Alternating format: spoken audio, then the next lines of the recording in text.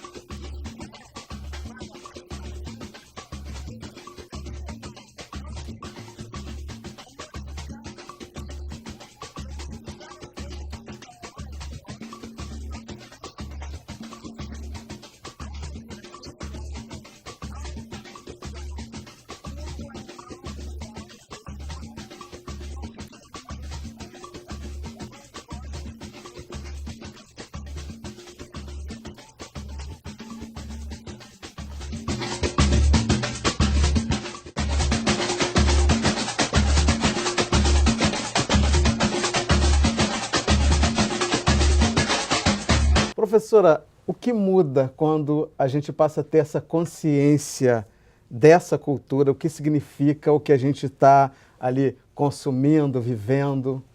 Isso faz com que a gente tenha, primeiro, um orgulho muito grande de participar dessa cultura, de ter a nossa ancestralidade relacionada a essa história.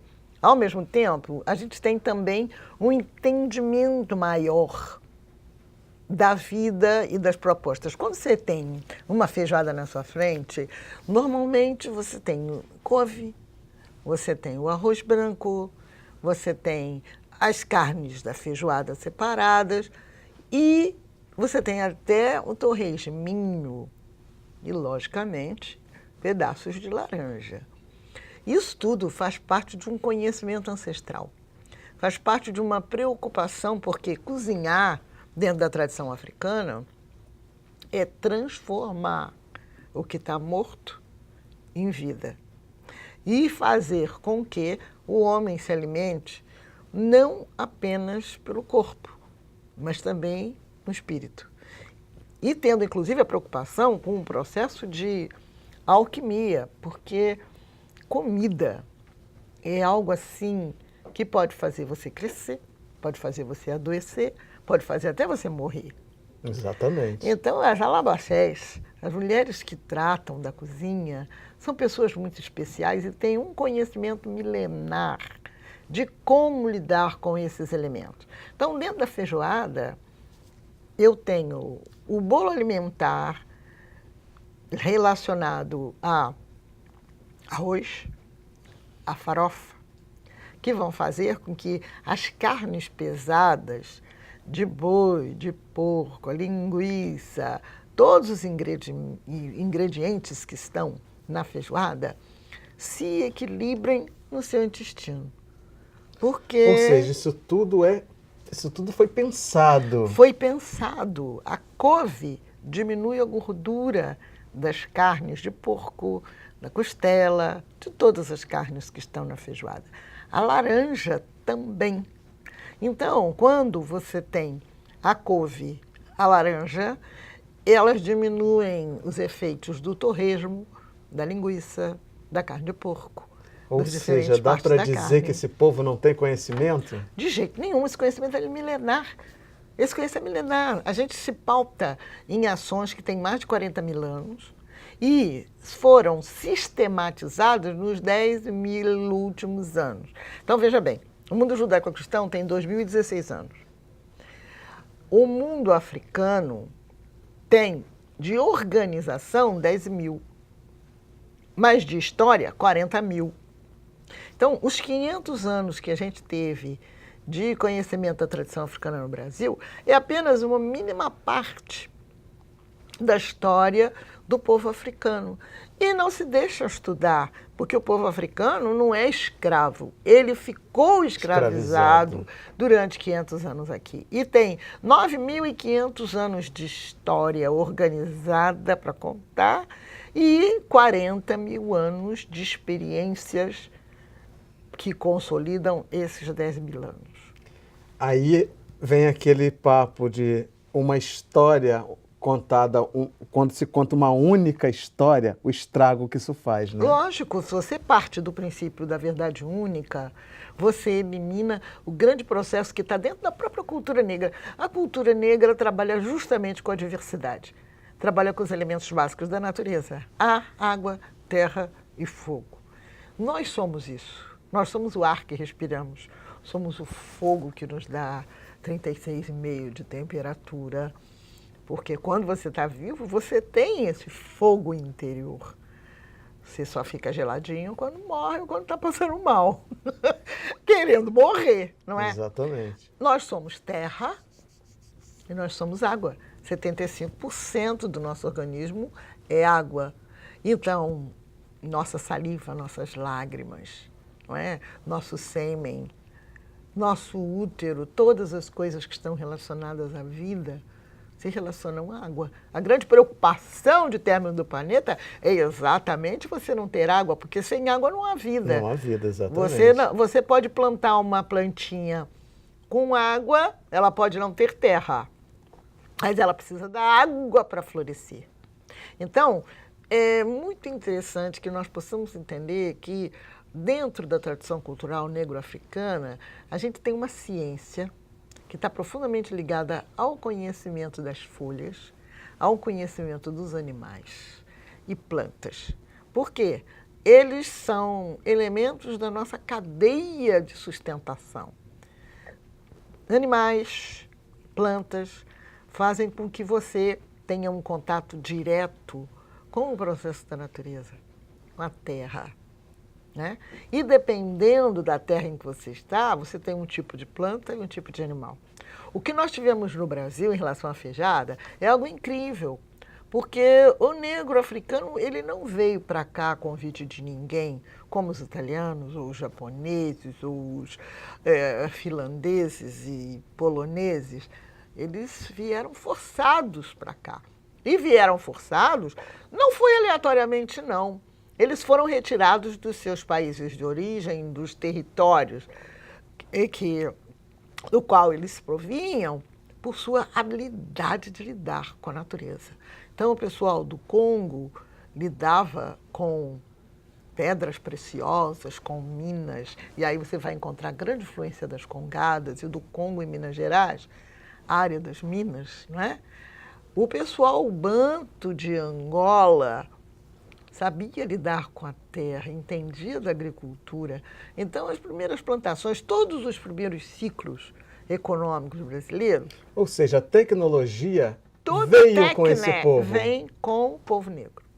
É a tecnologia da borracha, é a tecnologia do plantio do açúcar, é a tecnologia de lidar com as pedras preciosas, até a bateia. Se você for no Museu da Terra, no Rio de Janeiro, na Avenida Pasteur, você vai encontrar que são os negros africanos que vão trazer uma nova técnica de fazer mineração. Nós aprendemos com a comunidade negra a sair daquela mineração que era de peneira nos rios para uma outra em triângulo com pele dos animais, onde a água batia e deixava as pesetas de ouro ou pedras preciosas presas na pedra dos animais. É tecnologia africana. É tecnologia africana que vai trabalhar com ferro. Se você fizer uma pesquisa, o meu bisavô, pai da minha mãe, ele era ferreiro. Todo o trabalho com ferro é tecnologia desenvolvida pelos africanos. Os ferreiros eram todos negros. E não é tecnologia simples, não. Não sei se você lembra, que você ainda é bem jovenzinho, mas obrigado. Antigamente, os portões de ferro tinham folhas rosas, enfeites. Se você pegar as grades do quartel ali na Tijuca da Polícia Militar, você vai encontrar trabalhos belíssimos de grades, todas torneadas, todas trabalhadas no ferro. Trabalho dos ferreiros negros. O couro, quem trouxe toda a tecnologia do couro foi a comunidade negra. As sandalinhas de couro, as bolsas, os detalhes dos mocassins, chinelo Charlotte, todos os estilos de sapato em couro que você encontra no Nordeste hoje. Herança africana. Então, ouvindo você falando, né, e quando você fala é sempre uma aula, eu estou aqui pensando o quanto é empoderador ter essa informação, saber disso, né? O quanto que uma criança, né, que tem acesso a isso e que tem essa informação, que o teu povo, que a história dele é rica, é de conhecimento, é de tecnologia, é de beleza, o quanto que isso pode mudar na formação desse indivíduo. Isso tudo é negado o tempo todo. Não, e é muito interessante, eu nunca vou esquecer, numa época dessa de final de ano, novembro, dezembro, lá na FATEC, onde eu tinha uma coordenadoria afro, nós trabalhamos com os meninos da escola 15 de novembro, ensino médio. E aí eu fui falar para eles, vocês vão fazer curso de tecnologia, então vocês têm que saber o seguinte, luteria, uso da madeira para fazer alaúdes, violões, cavaquinhos, tecnologia africana. O couro, todo um trabalho de tecnologia africana. O açúcar, tecnologia africana. Mineração, tecnologia africana. A tecelagem, tecnologia africana. Então, nós temos os principais elementos que norteiam a vida de um país e que fizeram os primeiros ciclos, não é? Ciclo do ouro, da pedra preciosa, do açúcar, do café, da borracha. Tudo isso se deve ao know-how africano. Que maravilha. É muito bom saber disso e poder contar essa história aqui na televisão. E, inclusive, aqui na televisão, a gente pode divulgar que tem um livro de um pesquisador chamado Henrique Cunha Júnior, chamada Tecnologia Africana, que se você procurar na internet, você pode baixar, onde ele conta as regiões de África de onde vieram esses elementos, porque, inclusive, em África já se conhecia o aço inoxidável, enquanto a Europa só trabalhava com o ferro. Então, com essa dica, a gente vai para o intervalo, mas já já a gente está de volta, hein?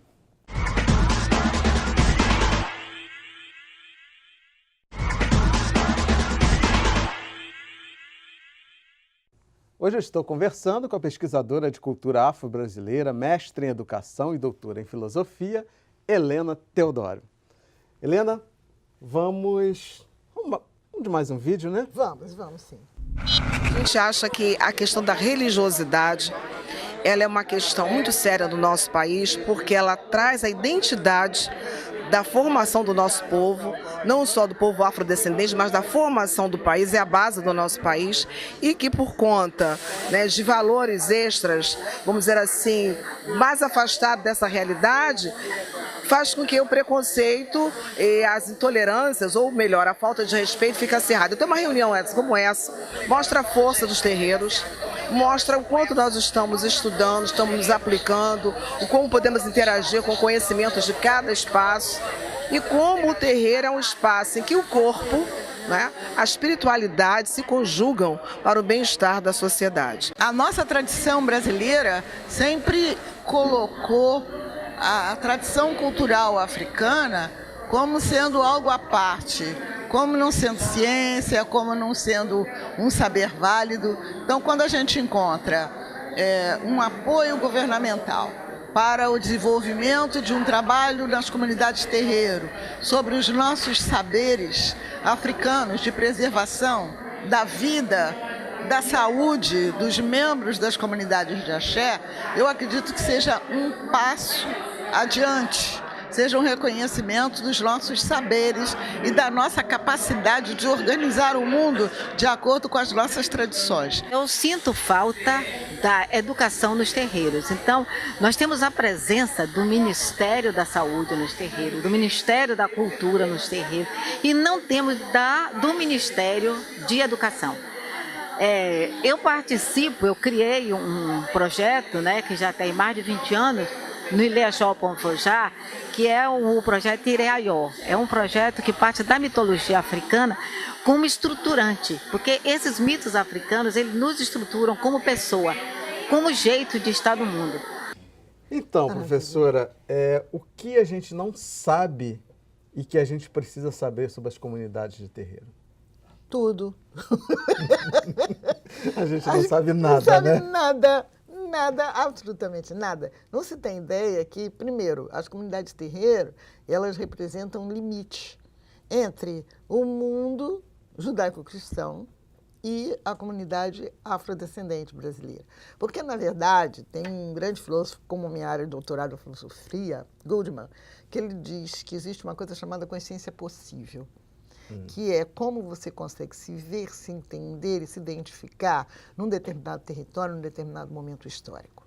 Então, essa consciência possível faz com que a gente preserve aspectos da nossa ancestralidade, porque ninguém vive um presente sem estar pautado no seu passado. A pergunta que não quer parar em todos os seres humanos é de onde vim para onde vou. Exatamente. Né? É conhecer sua história. E a nós foi negado esse conhecimento de ancestralidade. Todos os outros povos podem manter a tradição alemã, manter a tradição portuguesa, manter a tradição judaica. Agora, a comunidade negra não tem o direito de ter a sua ancestralidade, de entender que a nossa religião é uma religiosidade que se pauta na integração da comunidade como um todo. Então, o terreiro, ele tem uma implicação de ser um espaço que determina uma diferenciação do mundo aqui fora, do judaico-cristão, e que estabelece normas e formas de ser, de viver, de se alimentar, de se relacionar com o outro, completamente diferentes. É o que a gente diz que é da porteira para dentro. É uma coisa, da porteira para fora é outra. Wandinha Machado, minha amiga querida Wanda Machado, quando criou o Ileaió, ela cria todo um processo de lidar com a nossa pedagogia africana, que é através das histórias. Então, numa história estão contidos valores, comportamentos, músicas, vestimentas, é todo um trabalho de dramatização. E isso a gente vê refletido nas nossas escolas de samba. O que as escolas de samba fazem no seu desfile? Elas contam uma história. Essas histórias. Elas contam uma história que, no início, elas foram obrigadas a contar as histórias do mundo judaico-cristão. Mas, a partir de um determinado momento, elas são verdadeiros griots da sua territorialidade. Elas louvam a história daquela comunidade e marcam esse território como sendo espaços que definem diversidades. Então, é o Neguinho da Beija-Flor, é o Martinho da Vila Isabel, é o Dominguinhos do Estácio, é o Xangô do Salgueiro. E essa designação da escola de samba, ela mostra a visão de família São famílias comunitárias dentro da nossa visão. A tradição de terreiro estabelece a família de Oxóssi, a família de Iansã, a família de Ogum, a família de Xangô, sendo que todos vivem em harmonia. Então, na comunidade terreiro, o terreiro pode ser forma de organização, uma outra forma de organização. Completamente Se diferente. você tem o Ilê Axé Opoafonjá, Ilê é casa, Opoafonjá é uma qualidade, é casa do Xangô do branco. Lá nós temos a casa dos outros orixás, porque o Xirê nada mais é porque dentro de África o nome era dado pelo território, pela região de cada um. Mas quando chegam todos aqui desvinculados das suas famílias, o que os unia era justamente terem vindo do território africano. E aí esse grupo, então, vai fazer aqui professar as tradições do seu território lá. Então, o ser de Ogum está ligado à família de Ogum, ao território de Ogum, o ser de Xangô é de Oió, ser de Oxóssi. E quais as diferenças que... E há uma diferença muito grande, porque essa determinação dos orixás está relacionada ao território. Então, você tem o Império Serrano, que toca para Oxóssi e para Ogum, porque Oxóssi é o dono das matas, é o rei das matas. Isso você está me dizendo, vou fazer a pergunta enquanto leigo, ignorante mesmo no assunto. E você está me dizendo que o toque da bateria traz essa...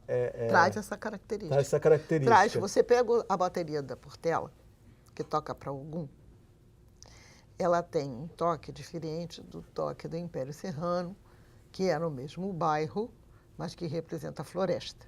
Então, você tem os agogôs e você tem uma forma de toque da bateria que é ligado ao caçador, a canto dos pássaros. Você tem Ogum guerreiro, caixa de guerra, toque forte, que é o toque da Portela. O salgueiro está situado numa grande pedreira. O dono da pedreira é Xangô, o fogo. O atrito das pedras umas nas outras gera o fogo. Então, é o senhor da pedreira, né? Dos arais, das pedras.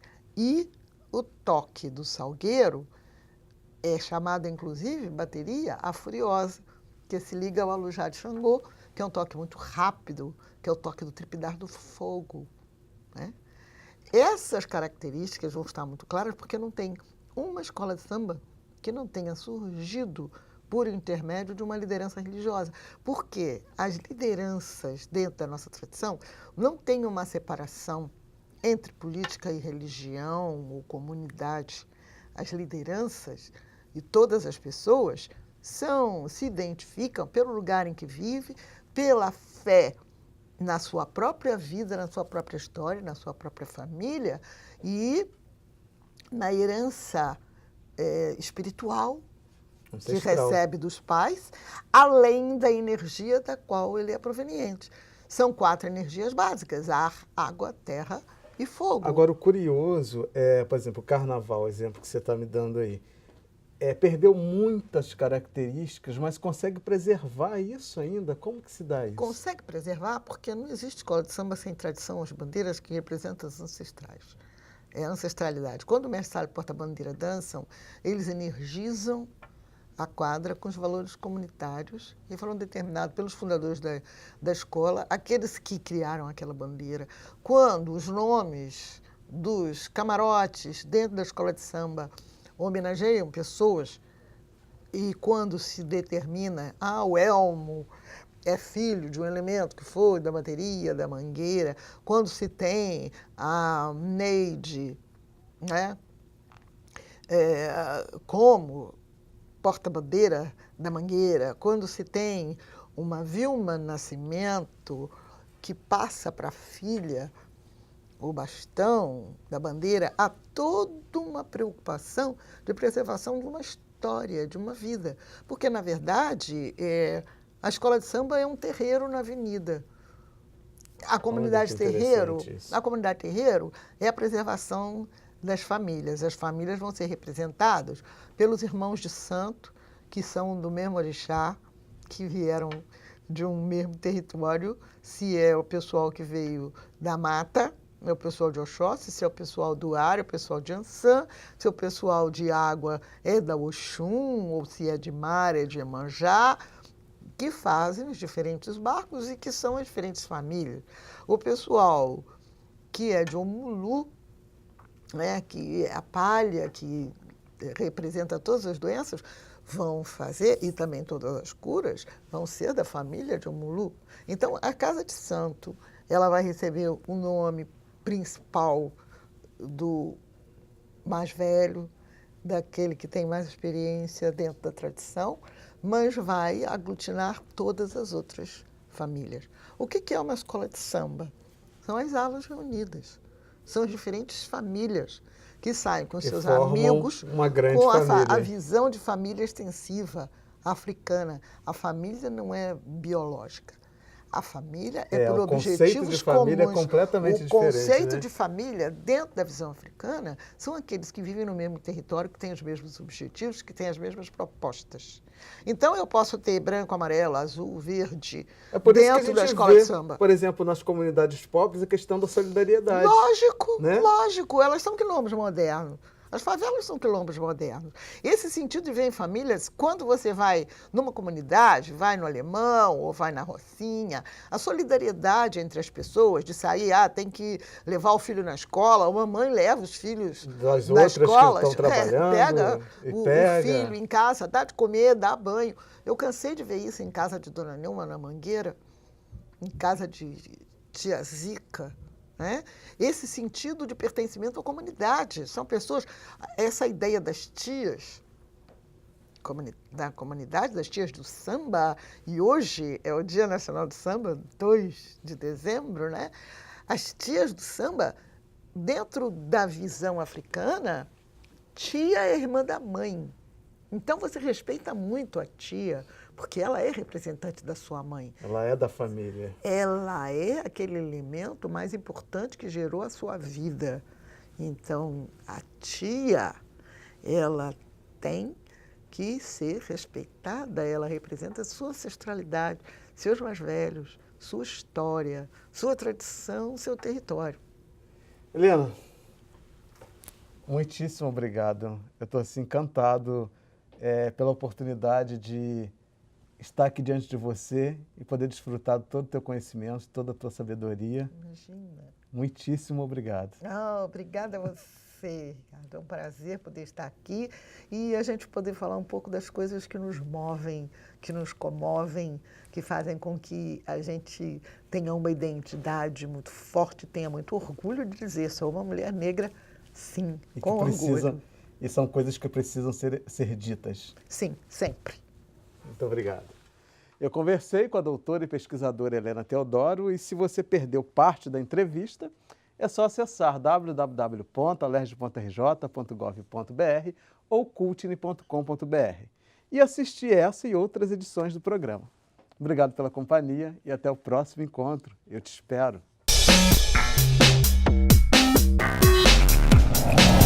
Quando a gente consegue ver o trabalho que foi feito aqui, mostrado aqui, a gente consegue entender um pouco mais, porque a gente consegue entender uma história muito mais antiga que aquela história de nós negros na sociedade brasileira. Porque existe uma história do negro sem o Brasil, porque não existe uma história do Brasil sem o negro.